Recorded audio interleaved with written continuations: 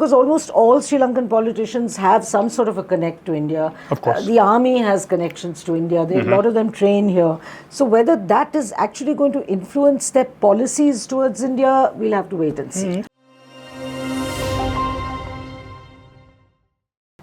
Welcome to the Gist on Stat News Global. I'm Ramananda Sengupta.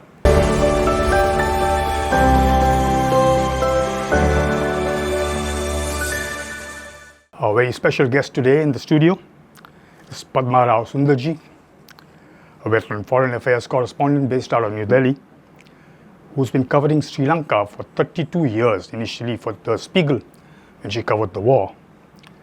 And she was recently again in Sri Lanka to cover the recent election, which brought Aruna Kumaradisanayake, or AKD, right? That's what he's called. Back to, not back to power. I think he's the first leftist.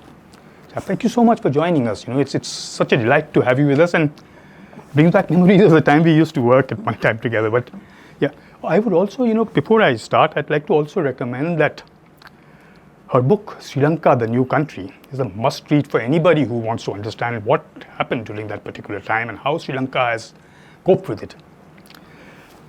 It's great to have you with us, and let me just start with, very interesting thing I just read today, that they've appointed a woman as a Prime Minister, Harini Amara Surya, and she's apparently a Hindu college graduate. Given that, it's 25 years ago, we had Sri Mao Bandaranaike and all over the. What kind of role do women have in Sri Lankan politics? Is she just a figurehead, this lady who's come in now, or do women actually have some kind of thing in Sri Lanka? Because I was told that they don't have too many parliamentarians in the thing. What is it with them now? Sure, first of all, thank you very much for having me, Ramananda. It's wonderful to see you again, since we were old colleagues a long time ago, aeons ago. And certainly, yeah. So your question about women in Sri Lankan society, actually, it's a very matriarchal society. I would say women play, quite strongly represented, and they're also respected, and they're also, it has a lot of similarities to Kerala society. At the same time, you're right about the fact that there haven't been too many women in prominent roles in politics so far, other than Mrs. Bandaranaike, the original Sri Mao Bandaranaike, who was there, and then came her daughter Chandrika Bandaranaike Kumaratunga, and after that, yes, Harini Amara Surya would be, the first person to be in such an important position as Prime Minister, and that too at a very delicate time in the country's history. And I know that this has been a question also for European countries, which, as you know, are watching Sri Lanka very closely because of the debt crisis right now. And one of the things that they're looking at, and Ramananda, what European countries are, they focus a lot on human rights, women's representation, and that sort of thing. So it's delightful to see that she's there. And yes, as you said, she's a Hindu college graduate. For me, that's the college across the road. But I'm delighted that she's there and that she has some sort of a connect to India. But then I don't know, because almost all Sri Lankan politicians have some sort of a connect to India. Of course. The army has connections to India. A lot of them train here. So whether that is actually going to influence their policies towards India, we'll have to wait and see. I'll interrupt you for a second. It's not so much about, India that I wanted to ask about. But they don't have too many women parliamentarians either, no? You're not just Prime Minister, but I think last I remember 3 or 4. That's about it. Very few. You're right, very few. And I think a couple of women have been elected, named governors of various provinces in Sri Lanka right now. There's a lady who's just been elected the governor of a southern province. I think it's Sabragam over one of the southern provinces, or Uva, I'm not sure. But these are all temporary posts in any case right now, because we're going to have elections on the 14th of November, and then by the 21st we'll have a new sitting parliament there. And then we'll know, who, maybe they'll name a few more women. Are there a lot of women contesting for that? I'm not so sure yet, because, the actual electioneering has not begun for the parliamentary polls. They've just about finished with the presidential polls. So I think the parliamentary polls, things will pick up now in a few days, and then we'll wait and watch and see what happens. I hope so, because, in my personal opinion, even though some women who do become politicians tend to become more masculine than the men, just to prove a point. Yeah. But it does tend to give a sort of softer touch to the whole governance Sure, routine. At least that's my feeling. Certainly, and also I think they have greater sensitivity to what are purely women's issues, Exactly. which a lot of male politicians, largely tend to overlook. So yes, certainly that would be a very welcome thing if that came about. So that's an interesting thing. I do hope that some interesting people come back this time. But let's come back to AKD as he's known. What have we ever had a JVP person as a leader of the country before? Well, we've had, leanings towards the JVP, and we've had coalitions even with the JVP. And we've had governments that have supported the JVP, certainly. And the JVP has in turn supported many of the people that it... First of all, Raman, there's one thing we have to remember, that this is not the JVP that contested the presidential poll. Right. It's actually the coalition. The National People's Power. That's right. Of which the JVP has is practically the most important or the largest. So the only known party, let's say. The rest of them, it's quite a disparate group of people. There are activists, there are university professors, there are student leaders, there are union leaders, all kinds of different people. And the NPP likes to look at itself, or it calls itself more of a left-leaning liberal organization.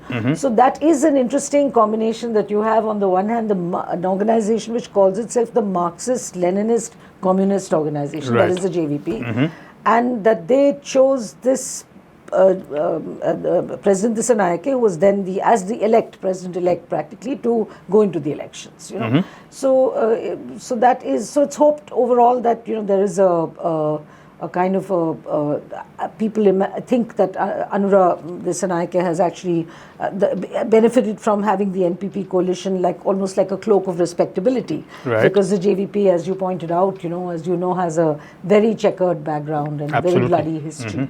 Particularly when it comes to minorities and things like that earlier as well. Yeah, not only minorities, just about rebelling against the state and causing riots, and I think a total of about 70 to 80,000 people perished in those riots. Of course, crossfire on both sides, government as well as from the JVP. And yes, and you're absolutely right, the JVP has not had a very clear position on, it's had a very clear position on the Tamil question in the north and east. It has certainly, made it very clear that there's going to be no question of devolution or, any kind of greater form of independence for the north and east. And it was dead against the Indo-Sri Lanka Peace Accord, which which was obviously, to grant that devolution to the north and east. And so it's had a very checkered and very, very bloody past, the JVP. But then again, there was much talk of wolf in sheep's clothing in the run-up to the presidential elections. Right. But so far, we've not really heard and seen anything so radical from Anura Dissanayake that it would make one sit up and think, is this the right person? I think he is the right person right now, because he's got a squeaky clean reputation. He's very clean. He comes from a very humble family. He speaks in a very humble and very appealing way. He's a very good orator, and he doesn't have any of the arrogance that some of the other prominent presidential candidates on this election, during this election, displayed. So he seems to be a very likable person on the surface of it. But then again, whether likable makes good presidents, we don't know yet. That's true. But, whenever, at least in my opinion, whenever you hear Marxist, Leninist, all that kind of stuff, you talk about people who will revolution and blood and all that kind of stuff. I don't think he sort of fits that kind of an image so far. So he's only 55 years old. That's right. And he was certainly not part of the riots of the 70s and 80s. But it's the association, with that party and the philosophy that went into the party's creation. That is what people are attaching to him, and sort of, that's what's making people wary. Is the NPP governance going to be dominated by JVP philosophy, or will the JVP philosophy change into the NPP's philosophy, which is left liberal? That's slightly, But, I was also wondering that how much of his own person is he, in the sense that, I didn't want to bring India into the picture right now, but, he had come to India in February, I was told. Right. And he made a promise saying that he will never allow Sri Lanka to use Sri Lankan air, water, whatever it is, to be used against India, which is a big thing for any leader from Sri Lanka to say. I mean, they might say it privately, but to say it publicly. So does that sort of signify a shift in kind of, or is it just something they have to say if they're coming to power? I think it's a combination of both. They have to say, any leader. I mean, if it hadn't been Anura, had it been Ranil himself who was re-elected, or had it been Mr. Sajid Premadasa, or had it been any of the other 38 candidates there were in total, I think the Sri Lanka is poised at a very delicate situation in its history right now. Everything is dominated by the economic crisis. Right. That is the number one problem. You know, much more than the Chinese Belt and Road Initiative, the pressures from China. China is its largest debtor. There's a chokehold of a debt trap on Sri Lanka from China. China has not been as pliant as India in reworking its debt repayment structure. Absolutely. India has been very, very generous. India has extended $4 billion, plus it's come to the aid of Sri Lanka time and again at a time when Sri Lanka needed it, you know. So I think there is a very, you know, Ramanand, how it is, there's always this big brother feeling in the neighborhood, you know, in Nepal, Bangladesh, all the neighboring countries have this big brother feeling about India. And Sri Lanka certainly always had it. And that has gone down a little bit since they saw to what great extent India came forward and, you know, helped. Nobody else was willing to do that. Nobody else helped Sri Lanka during this crisis as much as India did. And of course, also with the IMF, you know, India played a guarantor. Absolutely, Otherwise, yes. it would not have been possible for Sri Lanka to restructure and negotiate with the IMF. So that is being seen as a plus point, and that's also during my talks with many Indian analysts, you know, who expressed very cool confidence on the eve of the elections. I asked them, what do you think, you know, what would be the best solution for India? And they said that, you know, we don't really care. I mean, whoever comes to power, you know, I think our relations are going to stay smooth.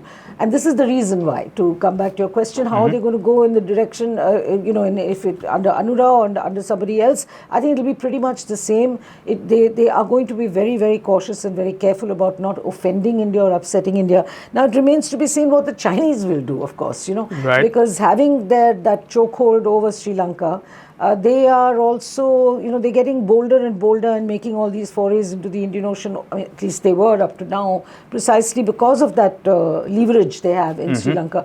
But there's another thing happening, Ramanand, as you know, there are these other Indo-Pacific alliances which are gathering strength and gathering wind.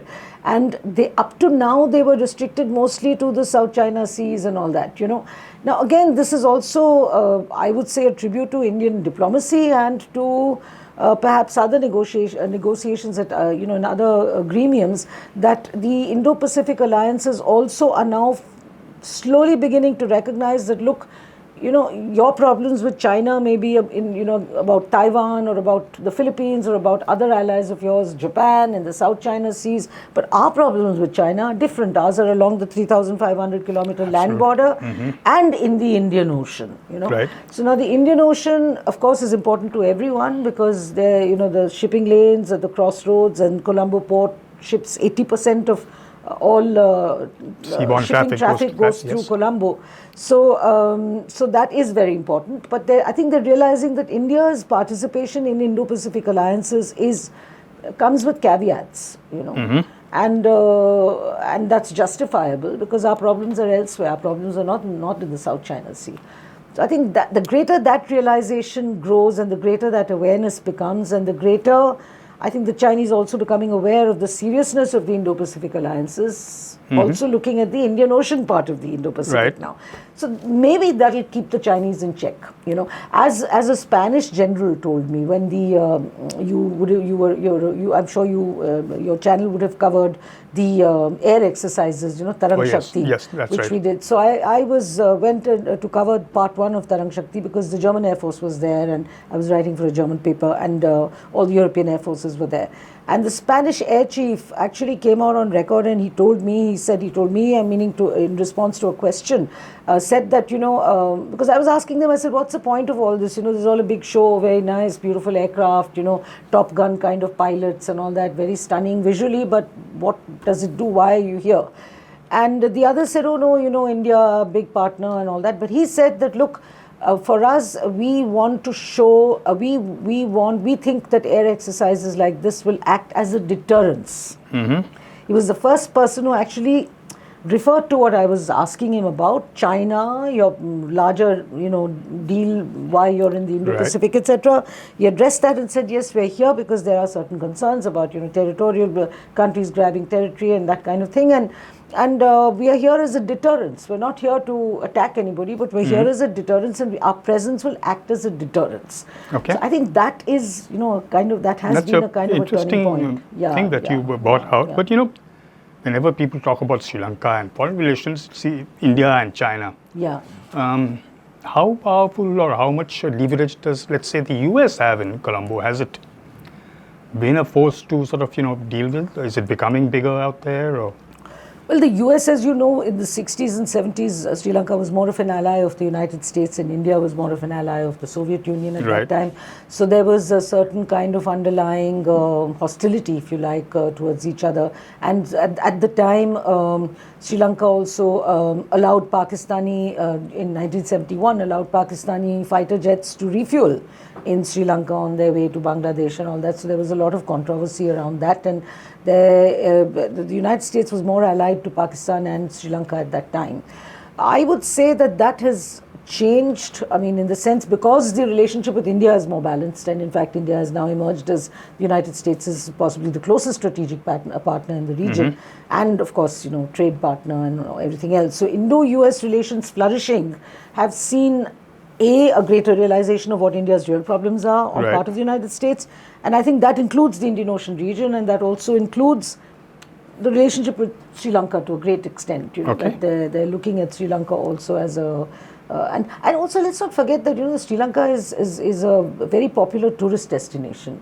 It's much more popular even for Americans? For everyone, because a lot of them come to the Maldives, Oh, yes, and, of course. when you come to the Maldives, a lot of people sort of bunch that together with Sri Lanka and Colombo. And it's or if you don't get a booking there, you come here, that kind of thing that happens. And it is really a very beautiful nation, and it's perfect for tourism. In fact, I would tell all your viewers to, pay a visit to Sri Lanka, because it's wonderful people, warm people, and it's a great place to go.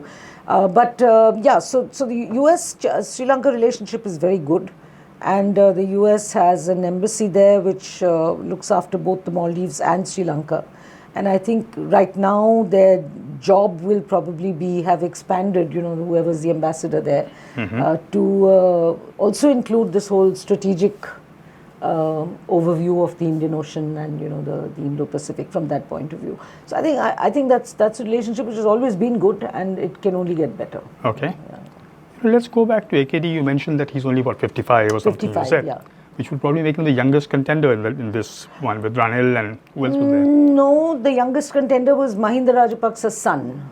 Namal Rajapaksa was only about 37 or 38. Of course, he didn't stand a chance. They didn't really figure in the, thing much. Sorry? They didn't really figure much in the eventual vote. No, nobody expected him to win. But the fact remains that he is the son of one of the most powerful political dynasties of that country, and certainly of the most popular president ever in that country. That is his father, Mahinda Rajapaksa. I have never seen such adulation and such popularity for any other president or prime minister in Sri Lanka. And it's largely because he ended the war. He was the president who ended the civil war. Right. So when you've had 30 years of civil war and you've seen 130 people killed, including presidents and prime ministers knocked off, then of course, then that particular person was at the helm of affairs, even though there was a lot of controversy around it, a lot of human rights violations, charges of human rights violations by the Sri Lankan armed forces under his command, etc., etc. But he ended the war. So that was a turning point. And whatever one may say about the Rajapaksas, and there are many tales of corruption and nepotism and all those, things swirling around them. And it is true that the Rajapaksas were ensconced in the most exalted positions in the government time after time after time. But he was re-elected time and again, Ramanand. You look at if I may just take a minute to point out a very interesting trajectory, 2005, he was president of Sri Lanka, and this was the last sort of 4-5 years of the war. Right. And he set about and he charted a course on which he decided to break away from doing what previous governments had been doing over and over again, which is trying to negotiate with the Tigers, with the Liberation Tigers of Tamil Eelam, the terrorist group, and trying to negotiate through foreign negotiators, specifically the Norwegians at the time. So he broke away from that, and he decided to launch, give the Sri Lankan Army a free hand to launch its own operations. Of course, the fact that there was a split within the Tigers itself also helped, and they finally defeated the Tigers in 2009. That, of course, brought him back as the most popular president in 2010, where the next elections were held, And then by 2015, now this is the tragic thing about Sri Lanka. This is not tragic, but I'd say it's a peculiar thing about Sri Lanka, that they constantly look for change even when there may not perhaps be an immediate need for change, It's not just Sri Lanka. I think a lot of other countries have what they call that, there's a phrase for it. I think they call it the anti-establishment kind of a vote that, No, that's okay. Anti-establishment is one thing, and anti-incumbent vote is another thing. Yes. Right, I can understand that. But what I'm saying is that, for a country that was so devastated by the war, it was absolutely ripped apart. I mean, it was really ripped apart. And that's, in fact, what my book is about, how it looked like at that time. And then to go from that in 2009 by 2011, to have rebuilt highways, cleared landmines, to have, established hospitals and, practically rebuilt infrastructure everywhere, that was an achievement. And even his greatest detractors say that that was an achievement, right? So, but then when the next elections happened in 2015, the Chinese debt had already begun. The Chinese, let's say, trade hegemony over Sri Lanka had already begun, and certainly the Rajapaksas were responsible for, striking those deals. Even though they say that everything was offered to the Indians, but the Indians refused. We offered the port to them, they refused. That's what they say. So, anyway, whatever it was. What I'm saying is that the economic situation in Sri Lanka was not that bad for the average man on the street. That's what I mean. You didn't have, if you flash forward to what happened 2 years ago, 2022, if you remember, those long lines of gas cylinders, people sitting on them for 3 kilometers, 4 kilometers, old grannies, lugging gas cylinders, and then they'd get to the front of the queue, there'd be no gas. And they'd have to go home and come back the next day to do the same thing again. Petrol pumps, the same thing. Auto rickshaw drivers, okay? And what do you do for your livelihood? If you don't have petrol, how are you going to... What's the point of having tourists coming to your country if you can't make your livelihood? You can't earn your money, So what I'm saying is, from those days to these days, if you compare, the situation on the ground was not that bad. And yet they wanted the change at that time, right? In 2015. So they brought about a change. Then 5 years later, again, they got rid of those guys and brought back the Rajapaksas because there were the Easter terror attacks, and then they wanted a terrorist, again, the Rajapaksas, strong men against terrorism. So that is what I'm saying, that the change, now this time again, this is what I find peculiar, I personally, is that in the last going from those gas cylinders to today, there's been a lot of stability that has come in, that's visible on the ground. You don't see that visible distress anymore on the streets. Yes, what has happened is incomes have halved, okay. Certain taxes have risen. Things like that have happened. There have been some, measures put in place which are not, very popular. I agree. But then that was also, those needed to be done. That was one of the conditions of debtor nations, that you put measures in place which are austerity measures, where you cut government spending, etc. So now this is the reason why he was voted out again. So I'll just combine two quick questions, and if you could just answer that briefly, because I think one is that from what I just heard from you, this was not an anti-dynast kind of a vote.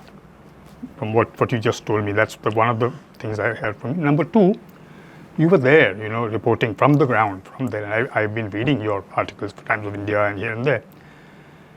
What kind of a mood do you see in the youngsters? Do you see hope and positivity, or do you see a sort of a, and is that why they bought this AKD in? or is there some kind of a apathy that okay, whatever will be will be? No, there's definitely hope. There's definitely elation, and there's definitely, and the young people of Sri Lanka are entitled to that. There is definitely, they brought him in with a resounding vote. I mean, in percentage terms, sure, there are all this intricate talk of so and so played games to make sure that he wins fewer votes and to keep somebody else out, and all those machinations we won't go into. Anura Dissanayake was voted resoundingly to power, and he has stayed on top of the opinion polls for weeks and for months. There's no doubt of that. And to your the earlier part of your question, were they voting against a political they were voting. The vote was against the political establishment of the old guard. Like Ranil Wickremesinghe, like the Rajapaksas, like the Kumaratunga Bandaranaikes, I mean, though they weren't in the game this time, but basically they wanted to kick out all the old guard because there's so much corruption and so much nepotism in Sri Lanka that the young people genuinely believe that by voting in a group of people who are like us, like you and me, student leaders, university professors, etc. And Anura, as I said, is a likable, nice guy.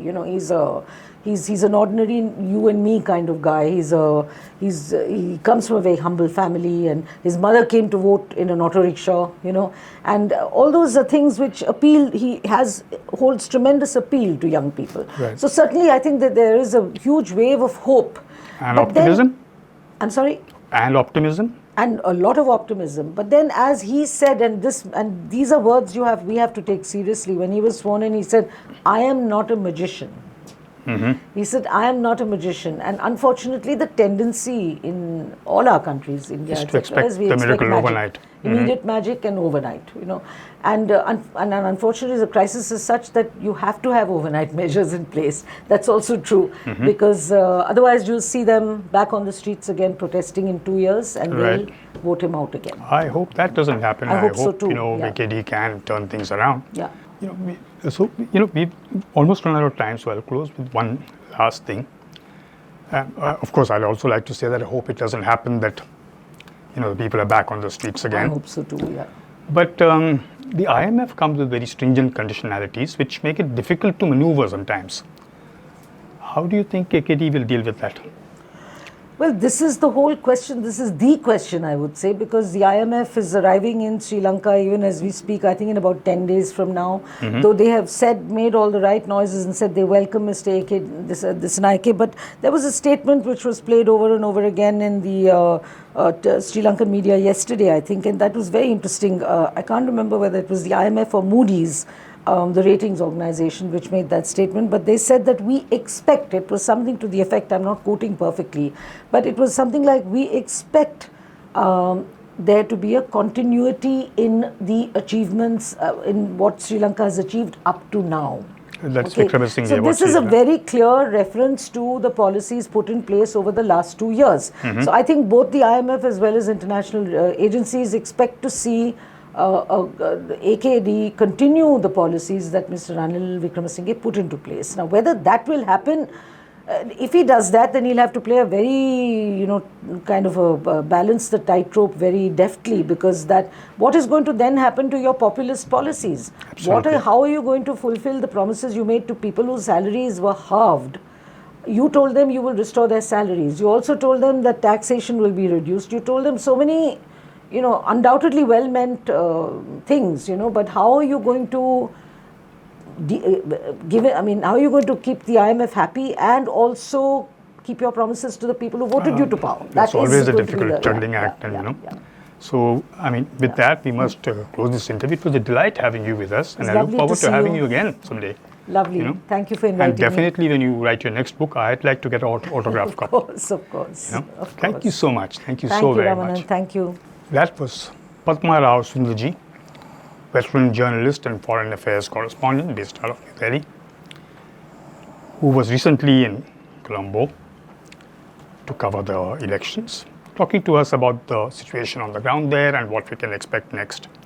I do hope you enjoyed this particular edition of The Gist, and I look forward to having you again. Till then, this is Ramananda Sengupta signing out.